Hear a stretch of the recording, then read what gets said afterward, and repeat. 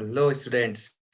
So I welcome you all to another wonderful session of our chapter electricity. So we had already started the chapter electricity and we are now on to the second lecture of electricity. So what we have learned in the previous lecture was something like known as chemical effect of current. Yeah, we have already seen chemical effect of current, that what is chemical effect of current, and then we also saw the phenomena of electrolysis. Yeah, we ended the lecture on the topic electrolysis, which means the breaking off or breakdown of any solution, liquid solution, into its positive and negative ions. Okay, so we will continue our discussion here. Yeah.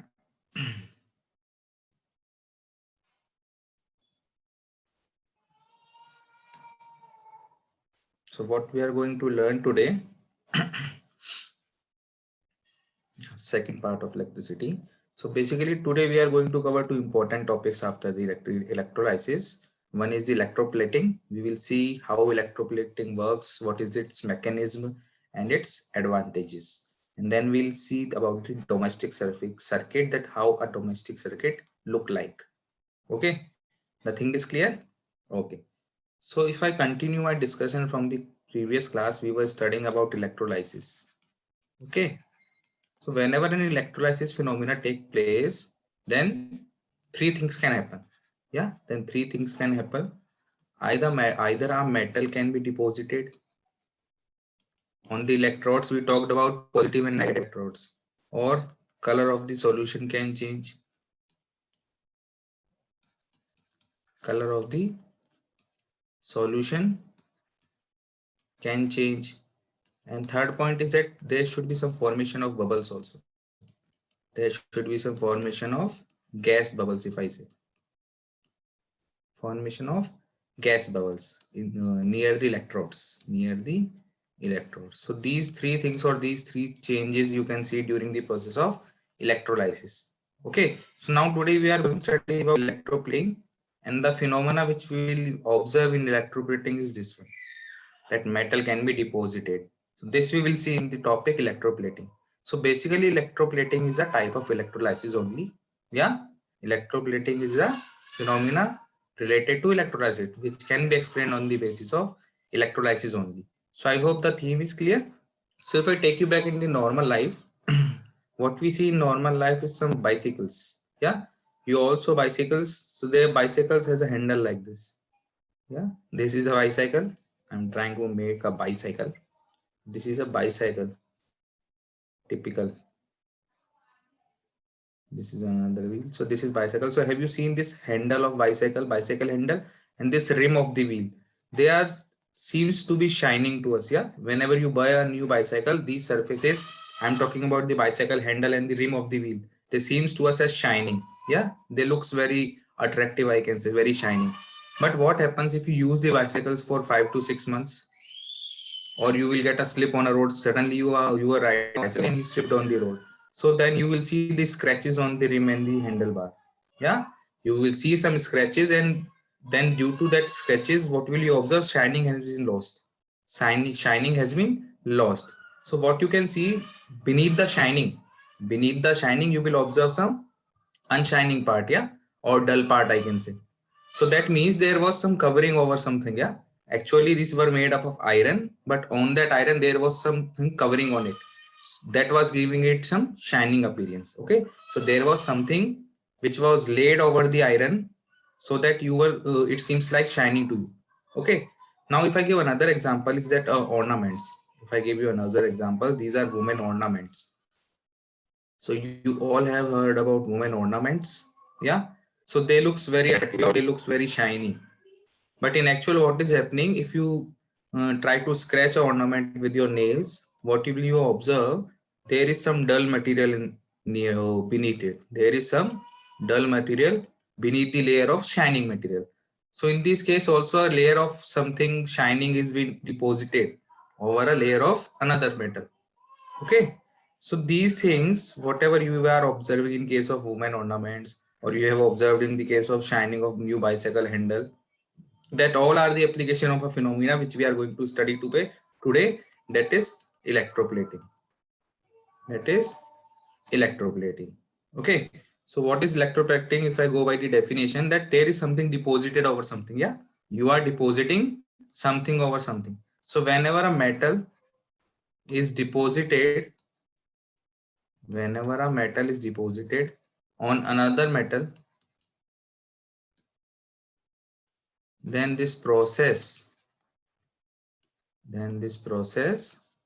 is going to be known as electroplating. So what you are doing in electroplating, you are depositing any layer of one metal on the layer of another metal to change its properties. Suppose a metal A is there. Suppose there is metal A, there is metal B. Yeah. What I want to do, I want to fill the, or I want to say I want to change the properties of A on B.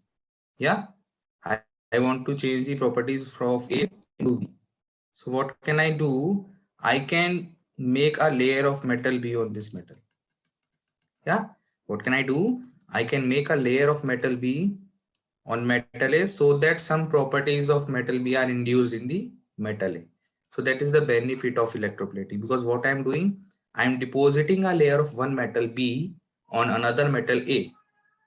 The process by which I am doing this is known as electroplating. So electroplating is that process. And what is electrolysis? Electrolysis is the phenomena basically. In electroplating, what is taking place? Electrolysis is taking place only. That's why the metal is getting deposited on another metal. Okay. Now we'll go with the basic definition of electroplating. If you can see, electroplating is the process of applying a metal coating on another piece of metal, yeah, or another conductive surface, any conductive surface, through an electrodeposition process. So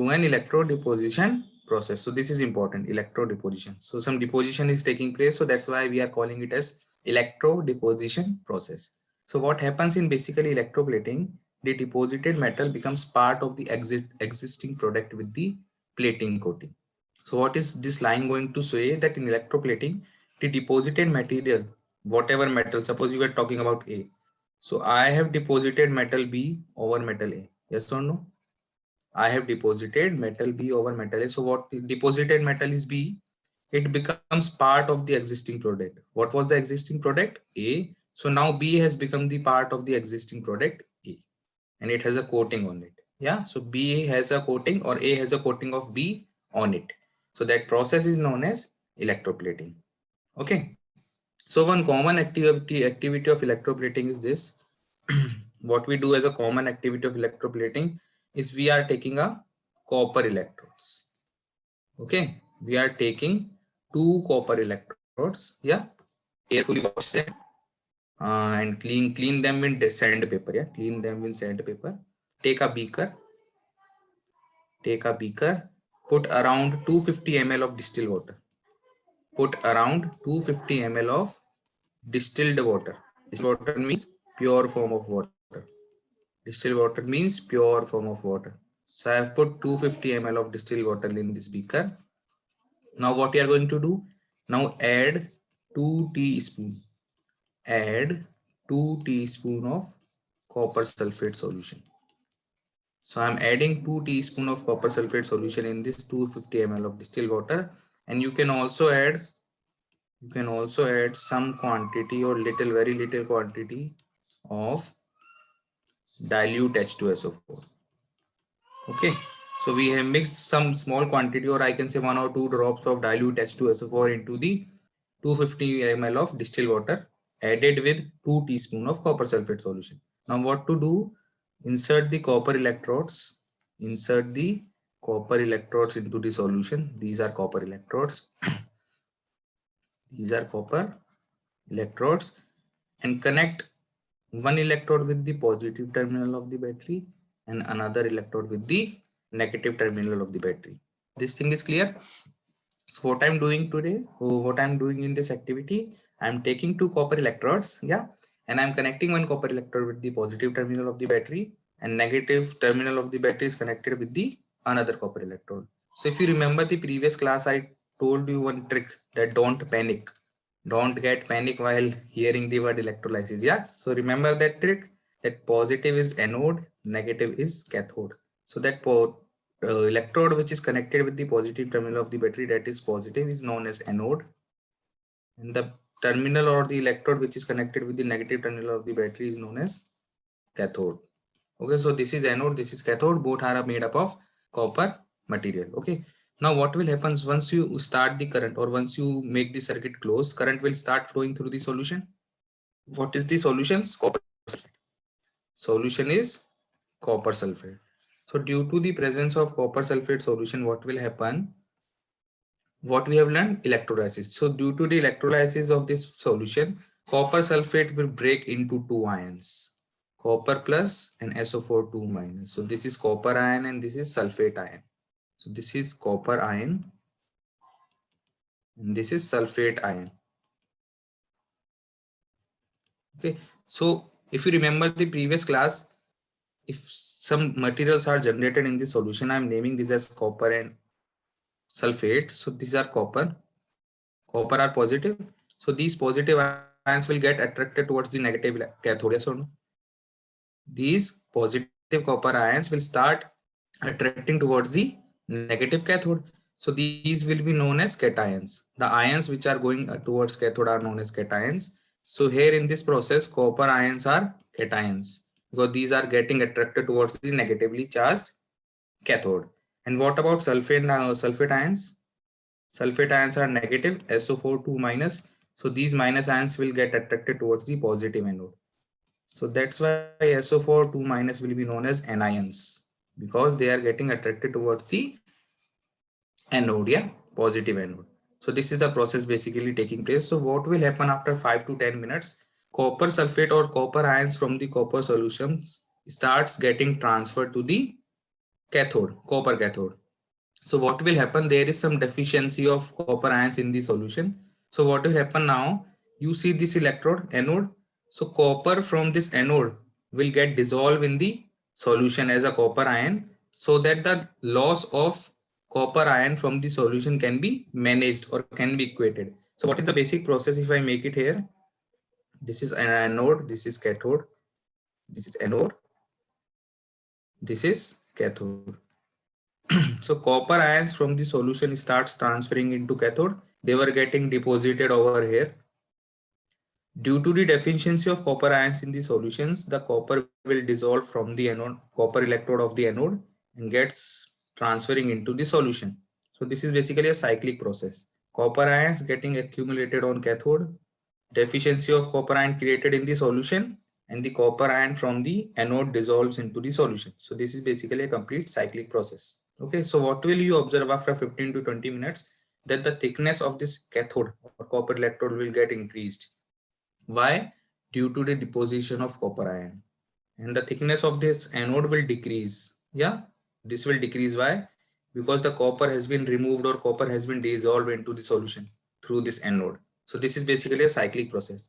So what is the basic application, or what is the basic conclusion of this process or this activity is that you have accumulated the copper on cathode. Although what we have done in this activity is that we have deposited the same material. We have deposited copper on copper electrode, but this was a simple activity. This was just an activity to explain the process of electroplating. Okay. So what we do here, we take a copper sulfate solution, electrolysis of copper sulfate solution takes place, breaks into copper ions and sulfate ions. Copper ions get attracted towards the cathode. So there is some deficiency of copper ions in the copper sulfate solutions. So to fill that deficiency, copper will dissolve as a copper ion from the anode and get dissolved in the solution. So this is basically a cyclic process. Done? Clear? So electroplating can be done in various phenomena or various day-to-day life activities. Yeah. This is just a process in which you are depositing one layer of metal on another layer of metal to change its properties. Done? So what are the basic examples of electroplating? What you can see in the real life? If I talk about chromium. Chromium has a property that it has a shining appearance. It has a shining appearance. It resists the scratches. Yeah, it has a shining appearance. It resists the scratches. So what is the benefit of this property? That You can see a chromium plating on the car parts. You can see a chromium plating on the car parts, or I can say automobile parts, or you can also see in kitchen burner. So if you have carefully observed, these surfaces are shining. Car parts, automobile parts, kitchen burner, these are shining. So that shining appearance is due to the presence of chromium layer over the metal. Yeah.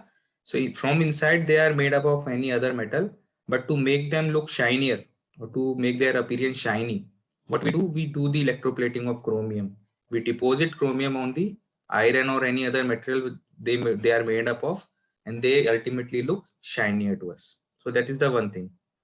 Now another thing is that iron. You know already that iron rust and corrode easily. Iron rust and corrode easily. So what we can do to avoid that, we can make a layer of zinc on that, because zinc do not corrode easily. So what we are doing, if I take the example of bridges, the bridge, reverse bridge or road bridge, suspension bridge which you are observing, they are made up of iron. But since iron rust and corrode easily, we put a layer of zinc on the iron. We put a layer of zinc on the iron by a process which is known as electroplating. Okay, so that iron can be saved from corrosion and rusting. So this is another application of electroplating. What else can we see is the silver and gold ornaments. Silver and gold ornaments. Because if you buy any ornament, what will happen? They will look shinier. So what is basically the manufacturer doing? He is applying or he is depositing a layer of silver or gold on the ornament. Below the layer, the ornament is made up of simple material or cheap material. Yeah. But outside it or on the layer of it, what the maker does or what the manufacturer does, it makes the electroplating of silver or gold on the metal. So it looks to you that the jewelry is made up of silver and gold, but from inside it is made up of a cheaper material or dull metal. Yeah. So that is the complete process of electroplating, that how electroplating works, what are the advantages, yeah, and what are the applications of electroplating that we have already seen here. I think this is clear. Yeah. Okay. So now we move forward to the next topic, which is domestic circuit. So have you enjoyed electroplating? Have you learned the electroplating? Thumbs up, guys. Okay. So now next one is domestic circuit. So what is domestic circuit? As the name is suggesting, what can be said about domestic circuit is that the circuit which is in your domestic households. Yeah. Whatever electric supply or whatever electric circuit is present in your household is known as domestic circuit. Clear? So we are going to study today about domestic circuit, is that how domestic circuit are designed, what are the components of the domestic circuit, and what are the different types of cables connected in the domestic circuit of our homes. Okay, so here you can see the diagram of a common domestic circuit. What you can observe here, yes, so what you can observe, these three wires, yeah, one is green, one is red, and one is kind of black or blue, you can say. Okay, so these are three wires. So this red wire is known as live wire, this blue or black colored wire is known as neutral wire, and this green color wire is known as earth wire. So basically in our households, where do we get our electricity supply from? Obviously from our electricity boards. So there is some electricity substation present near to our homes. So this is electricity substation, from where the electricity is coming into your house. So from electricity substations, two wires are coming into your home. Only two wires are coming. Okay. So if I make a complete picture of this, it will look like this. One second. Yeah, two wires are coming into your homes. So one is live, one is neutral. One is live, another one is neutral. Only two types of wires are coming. Okay, so live wire is very dangerous because it carries most of the current. Yeah, dangerous. And this neutral wire is known as negative wire. Okay, what is the third wire here? Third wire is earth wire. This is green in color. So this is not coming from the electricity board. You are connecting it to your households. Yeah. So for every domestic appliances or for every domestic circuit, earth wire has to be installed separately. Earth wire has to be installed separately by you. Okay. Electricity board will give you only live wire and neutral wire. So this is the connection. Live wire and neutral wire are coming from the electricity board. They are going into a thing which is known as fuse board. Fuse board consists of electric component which is known as fuse. What we are going to learn next is the fuse. Fuse and electric component. So whatever cables are coming of live wire and neutral wire from the electricity substation, they get entered into the fuse board first, which consists of electric component fuse. Then from the fuse, they'll go into electric meter, which will give the reading of, or I can say the number of units of electricity you have consumed. That will be given by electricity meter. From that meter, there is some distribution box on main supply from which you are distributing the electricity into different appliances. Yes or no? So from here you can see one live wire is coming, red one. This one is black. And they are now connected to the wall sockets. These are different wall sockets. Wall socket 1, wall socket 2, wall socket 3, in which you insert the plug of your appliances you want to operate, and you get electricity into your appliances from that. So this is the basic distribution of domestic circuit. From electricity substation, two wires are coming, live and neutral. They are getting into the fuse board consisting of a fuse electric component, then into electricity meter, which gives you the reading or number of units of electricity you have consumed. Then it will get to the distribution box. Okay, after the distribution box, they are getting connected to different wall sockets, in which you can insert the plugs of your electric appliances and make use of the electricity coming. Done. And you can see the separate wire is also coming from here, which is green in color. So I already told you this green wire is known as earth wire, which is separately installed by each domestic supply individually. So this is independent. What we are doing, to every wall socket, this earth wire is connected like this. And to every wall socket, this earth wire is connected, and it directly goes into the ground. Near to your house, you can bury the wire with the help of metal plate in the ground. So this is known as earth wire because it is connected to earth. Okay. So what earth wire do? Earth wire basically saves you. Earth wire basically saves your appliances and also you from the electric shock. So earth wire saves your appliances or your body or human body from the electric shock, because whatever extra current is coming in the circuit, because sometimes what happens, there is some irregular supply from the electricity board. So in that type of irregular supply or in any type of fault in the line, whatever excess current is present in the circuits will be directly taken into the ground with the help of earth wire. So this earth wire is very beneficial, or is very important, or I can say a must to have in your household domestic circuit. Clear? So I think the basic idea of domestic circuit is clear at what it consists of. Okay. Now we are concerned with another quantity which is known as fuse. Another quantity which is known as fuse. Fuse has a very important role to play. Fuse has a very important role to play. It basically saves your complete entire appliances or the complete domestic circuit from any harm. So what it does basically, this is a fuse. You can see this is a fuse. What you can observe, there is a little wire here. Yeah, there is a very thin wire here. What this thin wire do? This thin wire is made up of a material which has a low melting point. This fuse is made up of a wire which has a low melting point. What do you mean by low melting point? That this wire will melt. This wire will melt at a low temperature. Okay. So why we are using a wire in the fuse? Because fuse basically consists of a wire which is known as fuse wire. So this is known as a fuse wire. So fuse wire is made up of a material which has a low melting point, which means that it will melt at a low temperature. So what will happen? Because suppose if you anytime in the electricity supply, there is some irregularities. Yeah, sometimes voltage will become high, sometimes voltage will become low. So due to these irregularities, low voltage can be handled. Low voltage can be handled by your appliances, but during the supply of high voltage, or you can say excessive supply. Excessive supply means more than what you require. So in case of excessive supply, what will happen? There is some sudden increase in the current in the circuit. So due to the sudden increase, your appliances will get short circuited. So to prevent your appliances or I can say your domestic circuit from the sudden increase in the current in the domestic supply, this fuse wire will melt because it has a low melting point. So if there is some little amount of increase in the electricity supply, this fuse wire is easily melted. And if you know if this fuse wire is melted, the connection is broken.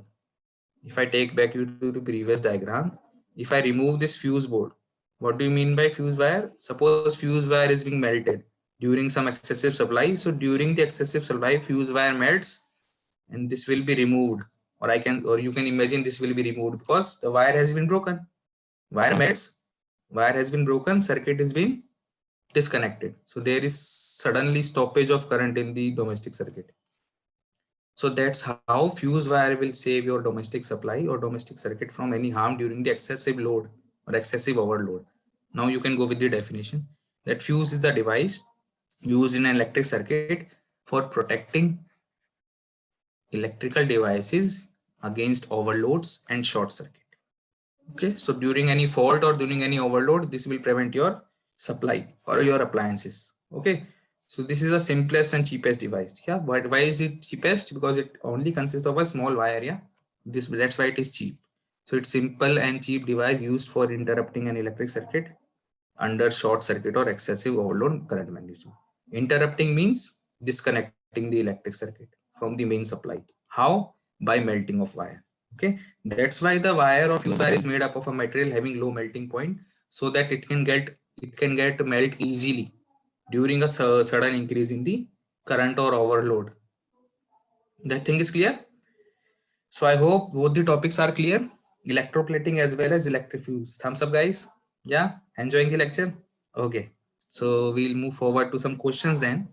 Now first question is electroplating is based on electroplating is based on heating effect of electricity. No. Chemical effect? Yes. Why? Because electroplating is based on basically electrolysis. Yeah. When electrolysis take place, then only electroplating can take place. Yeah. Because if electrolysis is not there, there is no splitting up of ions in the solution and there will be no electroplating. So electrolysis is based on chemical effect of electricity, because electrolysis is only the chemical effect of current or chemical effect of electricity. Okay, so the correct option will be B. Now second, electroplating prevents corrosion. Yes, we have seen the case of iron.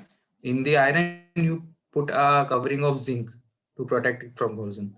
Passing of electroplating is preventing passing of current, then no electrolysis will take place. Yeah, if there is no electrolysis, there will be no electroplating. It allows the pass of current. Dissociation? No. If there is no dissociation of a solution into ions, there will be no electroplating or no deposition of metal. Shining? No. Electroplating gives shining, not prevents. Yeah, electroplating gives shining. Okay, so the correct answer will be option A. Clear, guys? Now question third. Which of the following is not used for electroplating metal articles? So some materials are being given and it has been asked that which of the following is not used for electroplating metal articles. So the options are nickel, silver, chromium, sodium. So you already know chromium is used, yes, in the car or automobiles, kitchenwares. Silver is also used in ornaments. Nickel is also used. So this will be the answer. Why? Because if you know, sodium is very, very reactive. Sodium is very, very reactive. It is always ready to fight with anyone. Yeah, you can imagine, it is always ready to fight with anyone. If it get any chances, it always gets reacted to anything.